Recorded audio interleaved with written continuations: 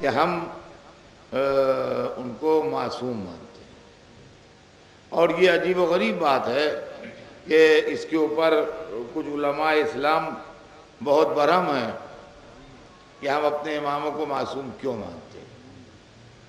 یہ برہمی بڑی عجیب و غریب و بڑی دلچسپ ہے۔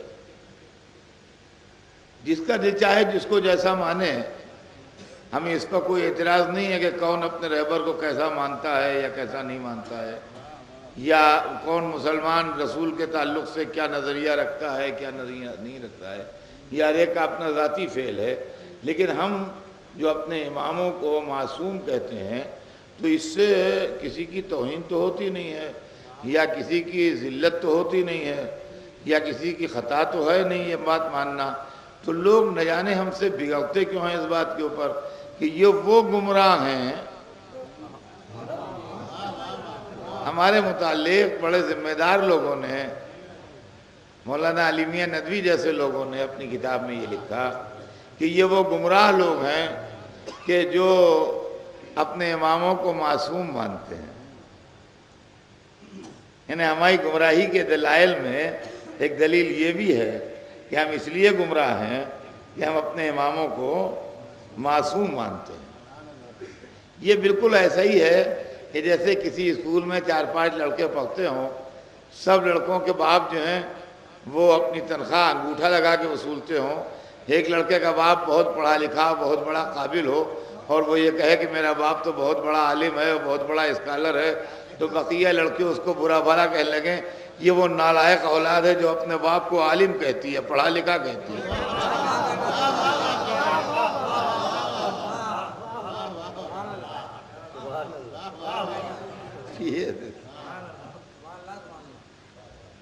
عصمت کیا ہے اور عصمت کا کیا معاملہ ہے، عصمت کا کیا نظریہ ہے، یہ بات میں چاہتا ہوں کہ ذہنوں میں بچوں کے واضح ہو جائے۔ ہمارے پاس جو عصمت کا نظریہ ہے وہ یہ ہے کہ معصوم اسے کہتے ہیں جو پیدائش کے وقت سے لے کے موت کے وقت تک جان کے یا بھولے سے کوئی چھوٹا یا بڑا گناہ نہ کرے، وہ معصوم ہے۔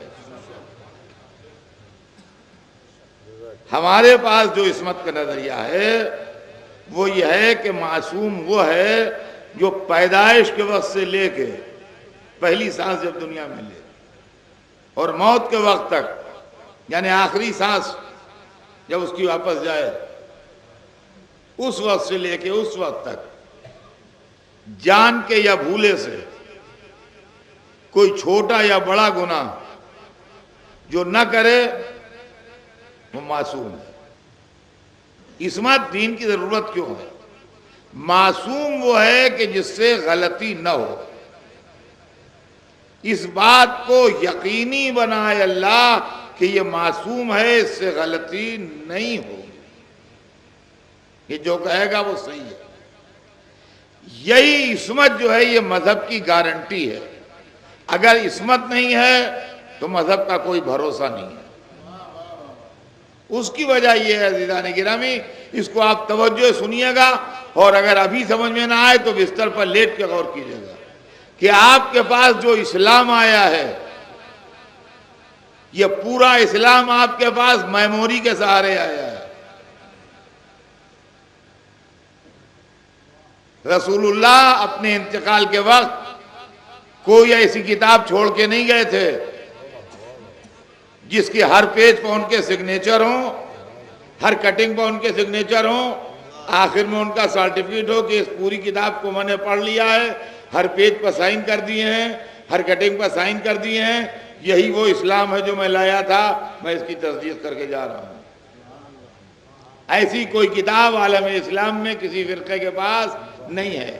آپ پاس جو اسلام آیا ہے، یہ حلال ہے، یہ حرام ہے، یہ جائز ہے، یہ ناجائز ہے، یہ واجب ہے، یہ مکروہ ہے، یہ مستحب ہے، یہ کرو یہ نہ کرو، یہ درست ہے یہ نہ درست ہے، یہ سارے مسئلے جو آئے ہیں یہ میموری کے سہارے آئے ہیں، یادداشت کے سہارے آئے ہیں۔ میموری کا حال یہ ہے کہ میں آج 5ویں مجلس پڑھ رہا ہوں اور ہر دن میری مجلس میں علماء اور پڑھے لکھے لوگ شامل رہے ہیں۔ میں آپ سے گزارش کرتا ہوں کہ میری 4 مجلسیں جو میں نے یہاں پڑھی ہیں ان کو آپ نوٹ کر کے ایز اٹ از مجھے دے دیجئے. ایک گھنٹے میں نے روز تقریر کی ہے اور آپ لوگوں نے بڑی توجہ سے میری تقریر سنی ہے. آپ کے ایسے پڑھے لکھے لوگ میرے ایسے معمولی آدمی کی 4 گھنٹے کی 4 تقریروں کو اگر اپنی میموری کے سہارے نوٹ کر کے نہیں دے سکتے تو عہد جاہلیت کے آئے ہوئے عرب دنیا کے سب سے بڑے رسول کی 23 برس کی تبلیغ کو اپنی میموری کے سہارے کیسے ہم تک پہنچائیں؟ تو یہ کیسے آ جائے گا اسلام آپ کے پاس؟ اور اگر 1400 برس سے آج تک کوئی اختلاف نہ ہوا ہوتا تو ہم مان بھی لیتے کہ لوگوں نے سب یاد رکھا. لیکن فرقوں کا بننا، اختلاف کا ہونا، اس کا مطلب کوئی تو بھولا.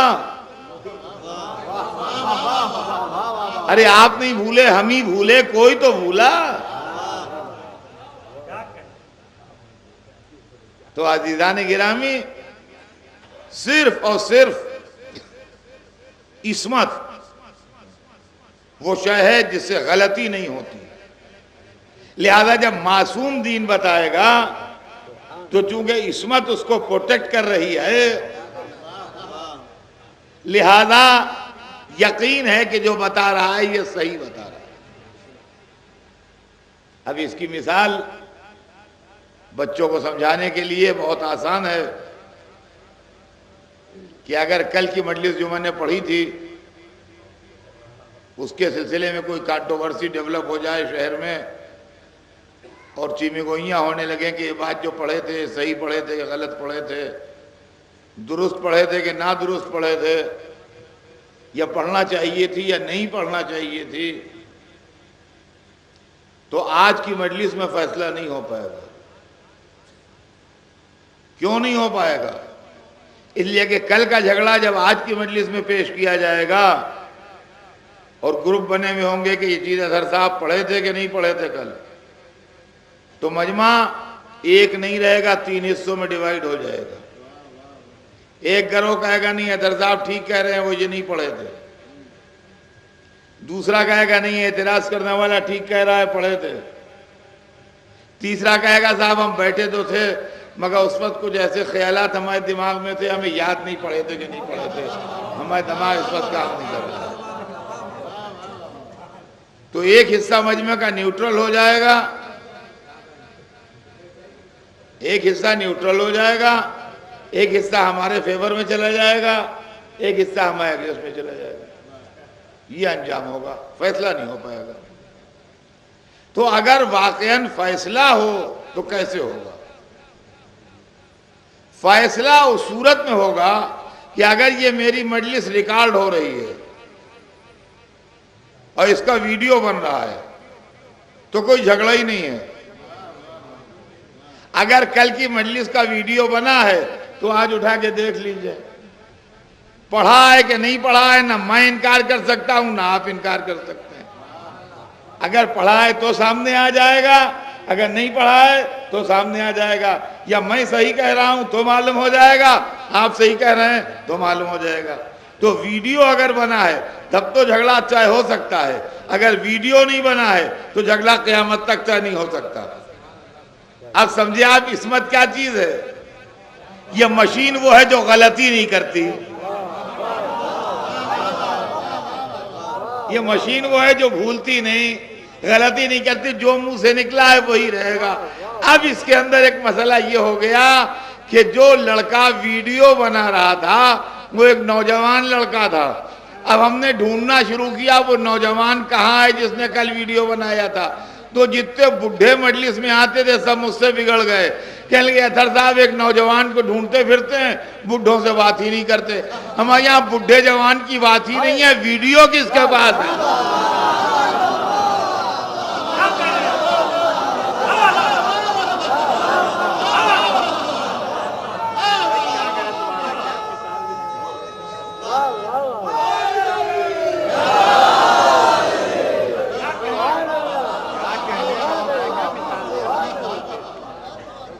نہ بڈھے کا معاملہ ہے، نہ جوان کا معاملہ ہے، نہ بچے کا معاملہ ہے.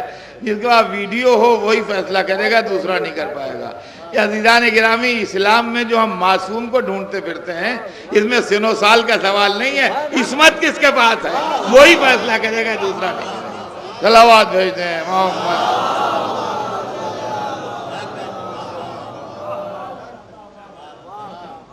تو عزیزان گرامی، عصمت ضرورت ہے دین کی۔ رسول کا کام ہے ادھر سے دین لے کے ہم تک آنا، یہ رسول کا کام ہے۔ اللہ سے مذہب کو لینا اور ہم تک پہنچانا، یہ رسول کا کام ہے۔ اور جب رسول دین لے آئے تو اس کا اللہ کی مرضی کے مطابق انٹرپریشن، اللہ کی مرضی کے مطابق اس کی وضاحت، اس کی تشریح و توضیح، کیا مرضی پروردگار ہے، کیا ارشاد پروردگار ہے، یہ بتانا، یہ امام کا کام ہے۔ یہ امام کا کام ہے کہ اس کی وضاحت کرے مطابق مرضی خدا و رسول، یہ امام کی ذمہ داری ہے۔ تو ایک ذمہ داری رسول کی ہے، ایک ذمہ داری امام کی ہے۔ رسول کا کام ہے دین لانا، امام کا کام ہے دین بتانا۔ تو جو لائے وہی لائے جو اللہ نے بھجوایا ہے، جو بتائے وہی بتائے جو اللہ نے کہا ہے۔ بھئی یہی مطلب ہے، اور اس کے علاوہ کیا مطلب ہے؟